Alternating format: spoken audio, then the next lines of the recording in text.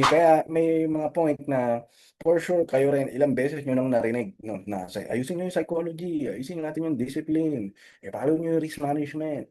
So, ang dami niyo na rin siguro narinig na motivation ng mga traders, ganyan kaya mo rin yan parang ganyan.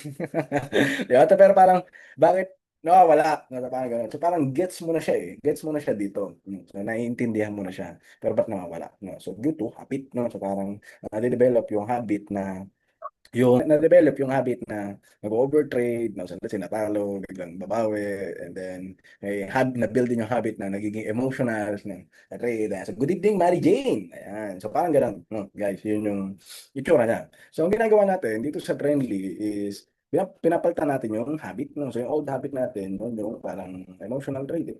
Emotional trading. Or parang based lang sa stock knowledge, no? So kasi always kasi pino-promote na kapagka nandito lang yung knowledge mo kahit OLM pa yan, may mga part of it na nalilimutan mo as compared kung gagawa tayo ng yung habit na ah, system based, no?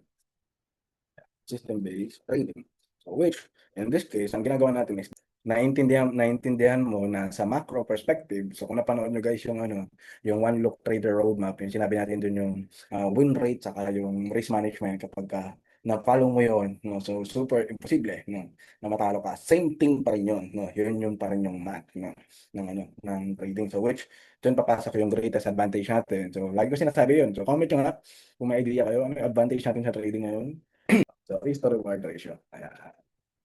So, for me, ito yung greatest advantage natin kasi tayo nagde-decide nito, So, parang for every $1 na nire-risk mo, potential kang kumita, no, ng $2, no, or more, no, kasi puwede kang mag 1:2 or more, parang gano'n. So, ito, hindi ba parang ang daya niya, 'di ba? So, parang kung sa iba sigurong opportunity, let's say sa ibang outside trading, so parang kung let's say kung nagre-risk ka ng $1, minsan nga dun ang percentage na bumabalik lang sa kanila is 50%, no, ng ni-risk nila, o 30% ng ni-risk nila, or at least 100% ng ni-risk nila. Sa'tin 200% ng ni-risk natin yung potential bumalik, no? So, I think yun yung pinaka-greatest advantage. So, kaya, sa math ng trading, you can't go wrong, no? So, unless umalis ka sa system mo, no? So, ang ginagawa natin dito kapagka system-based trading is gusto natin siyang gawing habit, no? So, parang uulit-ulitin natin siya to the point na normal part na lang siya ng life mo, and then kumikita.